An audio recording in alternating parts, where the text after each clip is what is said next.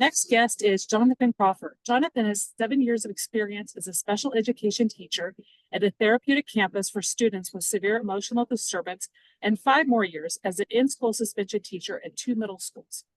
After discovering how in-school suspension programs are failing to meet the needs of our most at-risk students, Johnathan created a trauma-informed in-school suspension program to address the current disciplinary, academic, and SEL requirements of our student populations. After successfully establishing ISS programs on multiple campuses, he created a roadmap for others to follow in his latest book, The Art of In-School Suspension.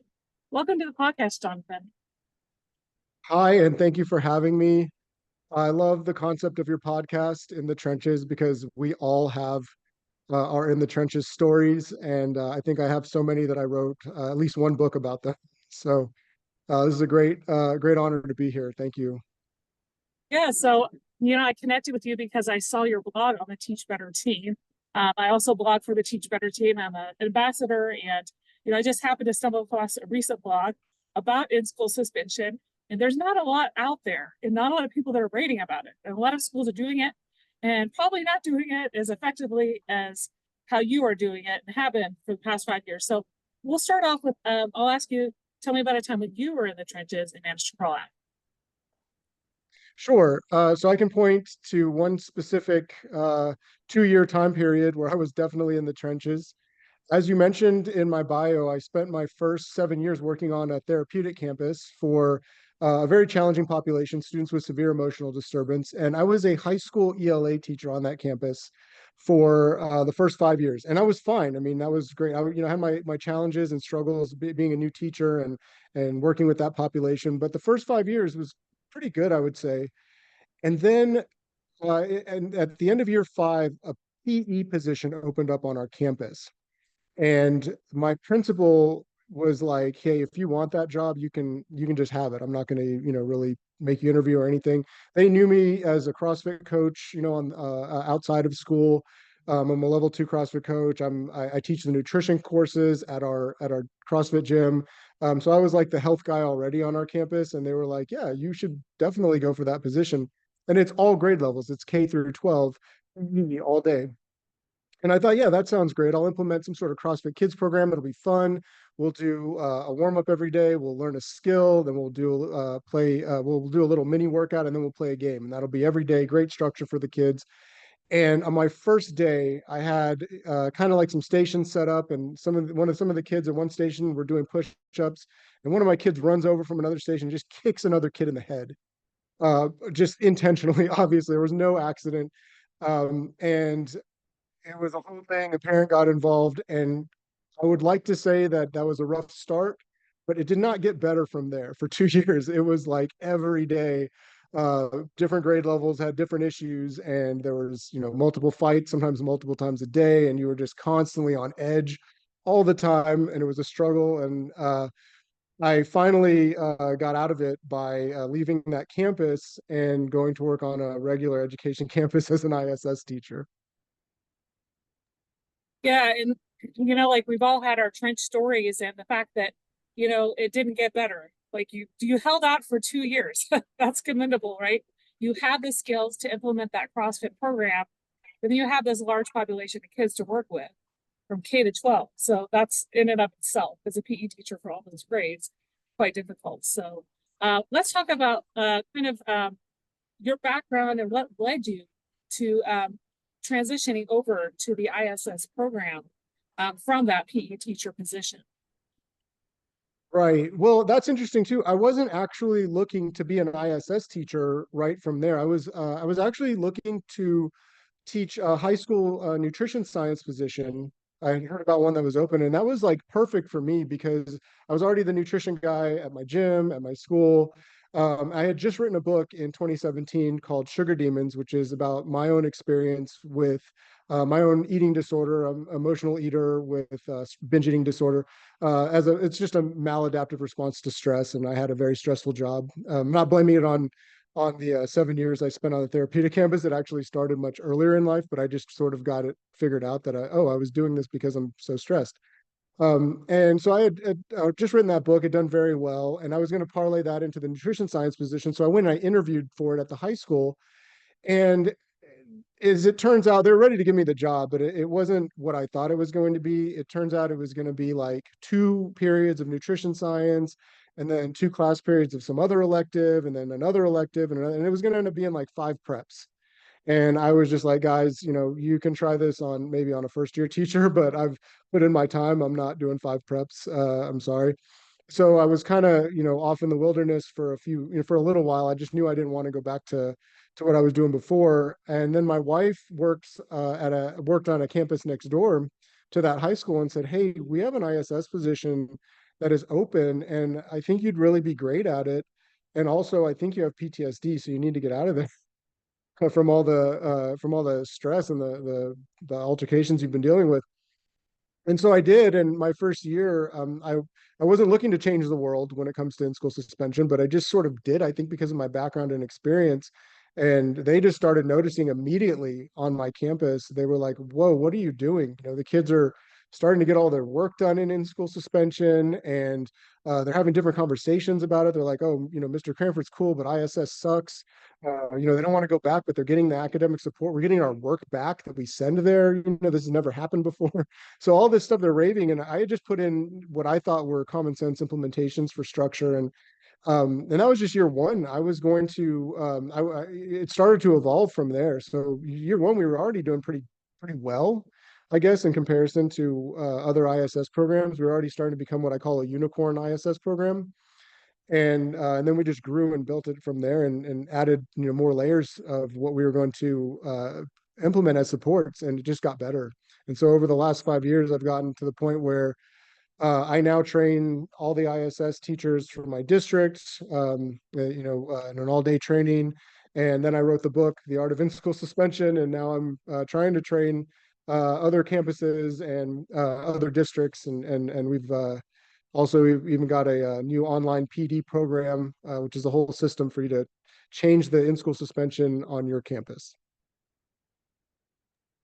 Sounds like it's really grown, like you said, in this past 5 years. And give me a little bit about the numbers in your district of how many schools have ISS, and like, are there other districts nearby that have an effective ISS program? And you are a certified teacher, so a lot of schools here in Colorado, they use paras. So tell me about like how it is. You can do it with the para, you've told me, but how it is better to have a certified teacher in the position. Yeah, what matters more is the person who's the growth mindset, I guess I would say, of the person who's there, and are they willing to engage academically with kids? Are they able to implement structure and accountability in the classroom? It doesn't honestly matter to me whether it's a certified teacher or not. And actually, in our district, my district, I'm in the Houston area, and we've got a ton of districts all around us, over 30, I think, that we border. And we border one of the biggest in the country, Houston Independent School District. It varies from district to district, and even within my own district, it varies campus to campus. Sometimes they have a para, sometimes they have a certified teacher. I think you've got a better shot at it being a really good program if you put a certified teacher in there, just because of how we pay our teachers versus how we pay a paraprofessional. You can feel comfortable asking a lot of a professional teacher versus a paraprofessional. You can give them the job, and if they're great at implementing and they're well trained, then they can do a great job at it. If they're struggling and they don't know what to do and they're not getting the support that they need, then they're probably not going to stick around. you know so it's really just a matter of supporting that person in the room, them knowing how to implement the system. And honestly, it matters very little to me whether it's a paraprofessional or a teacher. I just need somebody in there who can do the job. Yeah, and so you started working on this book. It came out last year, correct, in 23? Yes. Okay, and so and now you're about to launch this online course. So, and thank you for providing me with your book. I've been able to read it, and it's really a guide for those who are able to implement ISS, or maybe they've had a program and maybe they've used some of the aspects to how you're implementing. But talk to me a little bit about some of the how-tos without giving away too much for people that might want to buy your book or use the online program. Right. So, well, first of all, I do something called trauma-informed in-school suspension. So, where it's very similar to trauma-informed teaching. There's four pillars, and we can get into that later. But the basics of what you need for an in-school suspension room uh, are, well, if you look at our ISS triangle, I think I put that in the book. You'll notice it's an uneven triangle. It's what a math teacher like my wife would call a scaling triangle. So there's two longer sides. There's a base that's, the base is what we call structure. The other long side is called academics. And then the very short side I would call SEL. And the reason I drew it that way is because if you don't have structure and academics built into the program, then don't bother with SEL because it's just not going to happen. There's a lot of reasons for that. Um, just being, to just touch on it, if you don't have structure, you're not going to be able to control the room. You're not going to have instructional control of the kids. And if you're not connecting with them academically, then you're not building the relationships to do that SEL part with them. So that's kind of where you need to be. And to implement, I start with structure. In the book, I call it infrastructure actually to start. And that's the groundwork, that's the foundation. And that's your physical part that you would have, the setup of the room. Do you have a place to collect phones if that's a thing, put backpacks away? Are the desks numbered? Do you have them facing the right direction? You don't want to put kids together in a place where they're going to be talking with each other. You kind of want to have it set up appropriately to where they're going to be as successful as they can be. And then we have what I call structure, which is all of the digital infrastructure, which would be how you get assignments from teachers so that you can keep your students connected to the learning environment. Because if we're OSSing them, right, then we're completely disconnecting them from the learning environment. We know that gets us nothing. We know from experience and also from data that OSS is 100% ineffective for behavior and academics, right? It's not doing us any favors. Who are we even pretending to help? And then with in-school suspension, right, if it's not uh, if it's just a room where you're putting them as basically OSS in a room, then they're completely disconnected from their learning environment, and that is also a failure, in my opinion. And it's also, and the data also bears that out as well. It's 99% as effective as OSS. So that 1% that they're saying is where ISS is effective is in those unicorn programs. And there's a few of them. It's not just mine. Obviously, there were some that came before mine. I don't think they wrote down anywhere. I haven't been able to find where somebody's done what I have done and put it into a book. Here's how you implement it from A to Z. But they do exist. I know that they do. So you go into your digital infrastructure. That's, how are we getting assignments from teachers so that we're doing the same work that we're doing in class. We're having, what we call trauma-informed intervention with zero loss of instruction. That's our North Star. And then from there, after structure, then you've got your rules and expectations, how you're going to run the day, and then you've got just your SEL and the art, what I call at the end, the art of in-school suspension, which is your own daily practice, which is what I think every classroom or any job anybody undertakes should be, which is how are you using this for personal growth, right? So that's the entire system right there. There's a whole lot to it. I'm just kind of briefing over everything, but that's it in a nutshell. Infrastructure, structure, and then we layer on top of all of that. Yeah, and what I've seen is faults with ISS programs are, kids, they often can't use their phones, right? But it might be a place where they're able to sleep. It might be a place where, they're just making faces at a friend, not allowed to talk, and they're just kind of goofing off, and they think it's fun, right? So you have a program where it's set up, and you have strict routines, and it's a place kids don't want to return to. You also have a strike policy as well that, they might get additional days of ISS if they misbehave. So um, why and how is it set up such that kids don't want to return? And even though they might like you as a teacher, they really don't want to be in your classroom. Sure.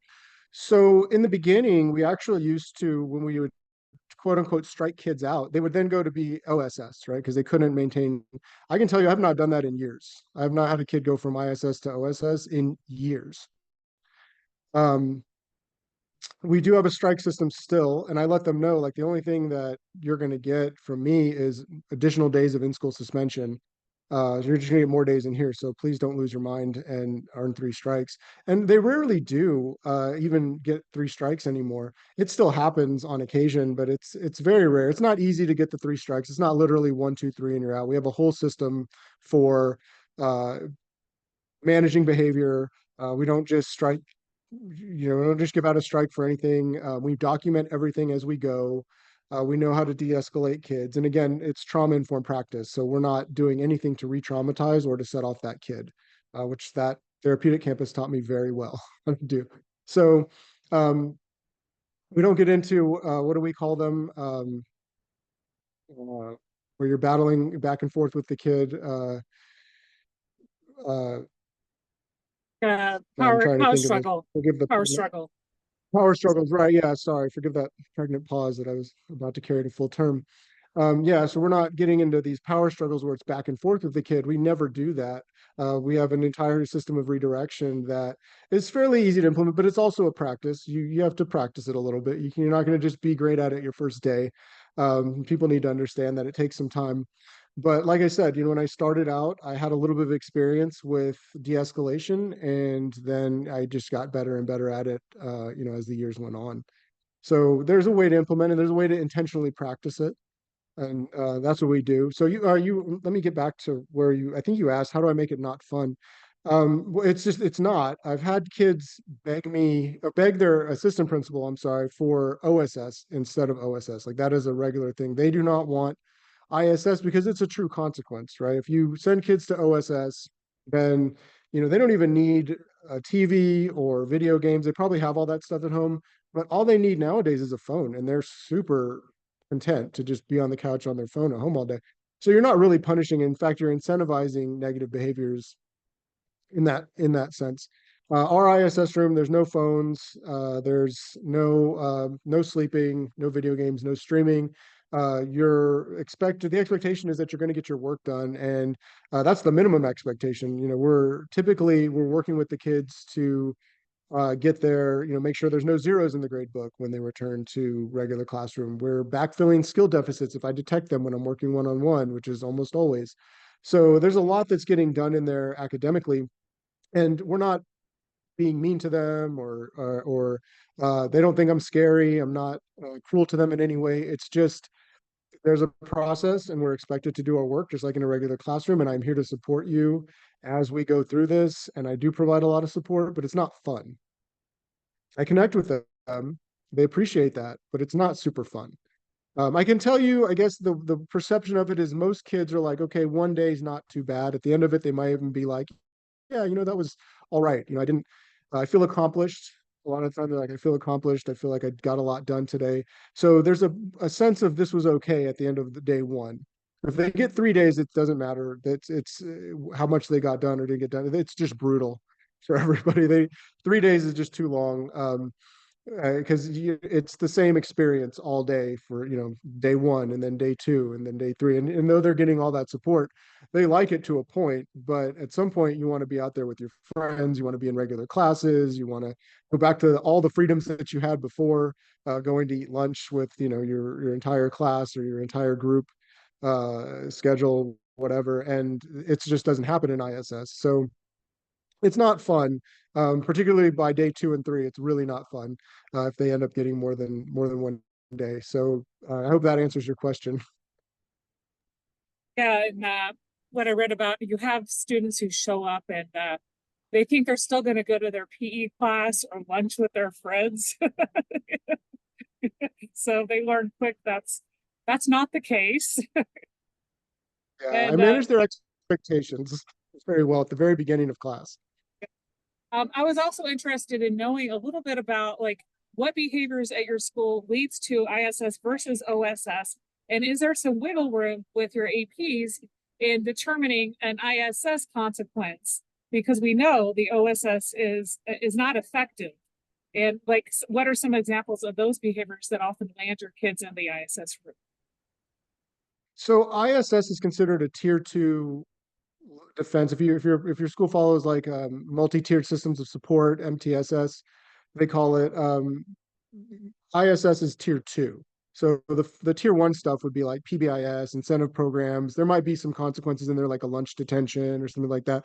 Tier two is like you really made a mistake. We're going to have to assign you a consequence, and typically they're OSS or ISS. That's most schools in general, not just in my district, but everywhere. They're OSS, ISS. Um, an example would be academic dishonesty. If they're blatantly cheating and sharing it with other people, that would be an ISS offense. If there is blatant disrespect towards an adult, and maybe they were aggressive towards an adult but didn't physically assault them, but they were very aggressive with their language, or they were very disruptive to a class to where it was overkill. A lot of times, APs are hesitant to assign in-school suspension for just classroom disruption because that's so common. But if it's something that's just a chronic thing where the teacher can't teach or is really having trouble teaching, then they could get ISS for something like that. Ideally, that's how they'd use it. Hopefully, they don't give ISS for just minor disruption. Um, Fighting is almost always like mandatory OSS for at least one day, and then they might come back for ISS. It's kind of there's a behavior ladder that I think the APs follow, but there's some wiggle room in it. I'm very much anti out of school suspension for anything. I'm also anti alternative school for anything. I don't want to disconnect. I want to do everything we can to keep the kid connected to the learning environment. And unfortunately, the only option for that right now is in school suspension when it comes to tier two level offenses. So it needs to be good, right? That's my pitch. Like, if you got to use it, it needs to be good, right? Otherwise, if it's like OSS and it's fun to be in there, then you're actually incentivizing the negative behavior and you're creating all kinds of problems down the road. Um, and so it's basically, if you have OSS and ISS and your ISS isn't functioning, then you don't have a tier two intervention and you're kind of just playing school with some of these higher tier two level offenders. That at the junior Highland high school level can be very problematic. It's hard on the culture, it's hard on the teachers. It begets more negative behaviors from students. It can kind of metastasize around the building a little bit. So it's one of the things that you see in the news a lot. A lot of people are complaining right now. Teachers are quitting. They're struggling. And like one of the number one things they say is their reason for leaving is behaviors. Like they're just like, hey, I can't teach. I think that you can, ISS isn't going to solve all of that. If having a great ISS program, even one like mine, it doesn't solve all of those things. But it's definitely something that if you don't have it in place, you're not going to have a base to start from where you can start addressing a lot of those tier two level offenses and tier two level offenders, right? So I hope that answered your question. I might have gone a little bit off topic. Yes, no, I mean, like you said, it's looking at the behaviors, it's looking at the work and that, what they can get done, the interventions that you're doing in that class. I was wondering, do you have like any say in terms of like the behavior matrix? Are you invited into some of these leadership team meetings at your school and district? And are they hearing your thoughts? Like you're saying, you're anti-OSS. So do you feel like you have a little bit of say? Only on my own campus because of the way, and I don't know, I've never worked in any other district. I've been in my district for 15 years, so I don't know how it is other places. But the way it seems to run in my school district is the principals are very autonomous. And the district doesn't like to make too many decisions for them. They try to let them have, autonomy over a lot of that stuff. So I don't have input other than at my own campus that I'm working at. Now, I've gone to other campuses, I've invited to other campuses or sent to help them with their in-school suspension program to work with them a little bit. But I can't tell them how to implement, right? I can just give them the information and then they're allowed to do what they want with it. But we don't, in my experience, they don't tell top down doesn't tell them what to do or how to run their building. They're trusted to run their building. I wanted to lead into a question. You talked a little bit about your online program you're launching and how that would be something that principals or superintendents or district behavior, I would say some of them are called like student support and engagement directors, et cetera, those type of people at the district level. How can this online program help them when deciding whether or not to hire an ISS teacher, really take initiative into having well-established ISS room, et cetera? Right. So it's a whole system that you would get if you sign up for the online PD or sign your teachers up for the online PD. I should put out there, if you're an administrator, you don't have to take the PD. You can buy it and make your staff take it. If you're the superintendent, you definitely don't have to take it. You don't have to actually go through the professional development course and learn how to become an in-school suspension teacher. I highly recommend it. It's great if you want to, and if you do. But really, the in-school suspension professional development course portion of the system is for the people in the room. It's for the ISS teacher or teachers if you have multiple. Um, and then beyond that, there's some other stuff that comes with it. There's a whole implementation plan for the administrator. That's just a PDF you have to read so you can know how to support that teacher, how to support your ISS room essentially. There's an evaluation system so that you can know how to evaluate an ISS teacher because it's very different from a regular school classroom teacher. And there are a lot of things that are the same, but there's a lot that's different. And there is, so the evaluation, the implementation system, there's even a hiring guide. There is everything you need to basically support that room and make that an effective intervention. And then the PD itself, the actual course, would be taken by the people who most need to take it, which is the ISS teacher themselves. So that's what you'd be getting. Because we're marketing this course to principals and all those people that you mentioned, that's what they should know that they're getting. They can sign up their staff for the course. They're not required to take it. I'm sure they have a lot of other things that are competing for their time. And in-school suspension is one thing that if you can, you want to never have to think about it. And if you implement this course on your campus, then I can almost guarantee that you never have to think about in-school suspension hardly at all anymore, because you're not going to be having the same amount of problems as you had with it before. I know a lot of admin are, they're in and out of that room sometimes because of all the issues, and it's a big drain on their time. That's not what it should be. It should be something that you're sending them for an intervention and they're coming out hopefully better. I'm not going to overpromise that this solves all of those issues. When it comes to those tier 2 kids, uh, a lot of times it takes time. It's not just, one time in ISS and all of a sudden they come out better. There's nothing in the world that does that. But it does help them over time, I've learned. And some kids, it takes a couple of times, and sometimes it takes all year. But they do benefit. And it also helps to look at this as a 6 through 12 issue.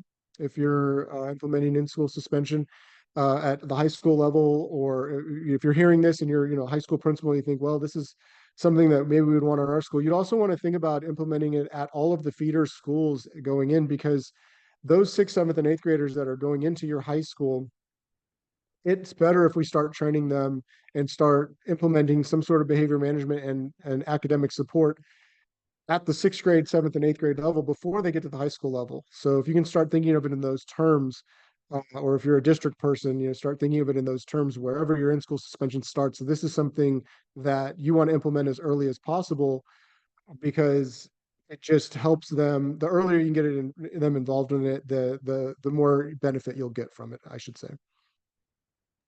Yeah, it's definitely good to know. And like you said, it's uh, all those things that people would need when they're hiring us as teachers, evaluating, that's all in that course. So it's great that you've put that out there. And in a minute, I'll ask how they can access that. I also wanted to find out about any conferences you may be speaking at early summer. I think you mentioned something in Texas. Yes, I'm in Texas, so we are doing our first presentation at TASP this year. That's Texas Association of Secondary School Principals. I think I'm on June 12th, somewhere around 10:30 a.m. that day. And please come out and sign up to see us. I think there's only 40 spots in that room, so we'll see how that goes. I expect them all to fill up because I keep hearing that this is a very needed thing all around the surrounding districts, and I'm sure that extends to the rest of Texas and other places. So yeah, please sign up, come out and see us. We're gonna do a little, I think 45-minute course on trauma-informed in-school suspension. Great, great. And hopefully after this is taken off and your book and your course and more people hear about this, you'll be speaking at other conferences, maybe also here in Colorado or other states as time goes on. Well, it's been a great having you on the podcast today. Out of everything we've talked about, what's one thing you'd like listeners to remember? Yeah, well, again, thank you for having me on. And The last chapter of my book I titled "The Art of In-School Suspension," which is also the title of the book. And because I do find it to be a bit of an art form, and what I want people to think about or to remember is that this is what I bring, or the attitude I've brought to it is uh, that you're growing through this process. So everything that, from implementation to, structure and accountability to working with kids academically, engaging with them academically. Not all of that always feels good for a teacher in any classroom. But it is personal growth. And I just want to leave you guys with my favorite quote from Holly Whitaker. She wrote Quit Like a Woman, which is a book for I guess it's in a book for alcoholism. But it's about personal growth, and I always think about this. I've edited a little bit for language. It's at the end of my book, and it is the truth is, honestly, growth is boring. It's as vanilla as how kind you are to the guy checking you out at the Safeway, or how rude you were in that text. It's dull and monotonous and tedious, and it's exactly the flavor of what you're dealing with right now. That you think it shouldn't be happening or wish it wasn't is the telltale sign that it should. You said you want to wake up. Here's your chance. Go forth and grow and stop looking for the better path or lesson you want because you'll miss the exact opportunity you were asked for. Your prayer is being answered. And the way I apply that in school suspension is simply that, when I'm dealing with a student who's having a challenging behavior, that's my opportunity to redirect in an appropriate way instead of just react the way that I want to react, right? That doesn't always feel good, but it's the best, it's what's in the best interest of the child is, I don't respond emotionally to that. And I follow the path that we're supposed to with that kid. Or when I'm, just tired and maybe I don't want to academically engage, um, with every kid there, or I just want to let them kind of work. It's easy to slide into that, but I always think, this is where I need to grow. This is personal growth. So that's my favorite quote right now. It may change in another month or two, but that's what I would like people to remember is that personal growth. It's not always fun, but it's we've got an opportunity to do it every day in the classroom, and that's where that's where it is. No, that's so good to remember. And like you said, getting a program like this off the ground, or being in a classroom with kids that are coming because of behaviors, it does take growth. It does take reflection. It takes a growth mindset in terms of just like how can you do this better? Like you even said in your book, like you've been doing this for years, but you can always get better. There's things you're learning, right? So I think that's great to end with. Where can people find you online? Access the course, and also connect with you on social media. Sure. So our website is www.theartofiss.com. And the course is actually linked there up at the top. So again, that's www.theartofiss.com. And then I'm only on Twitter at Mr. Cranford ISS. You can find me there. I don't really tweet a lot. I mostly just retweet other people's stuff, but that's where you can find me. Well, thank you so Please much for reach out. being, yeah, thank you so much for being on the podcast today. It was a pleasure having you. Thank you.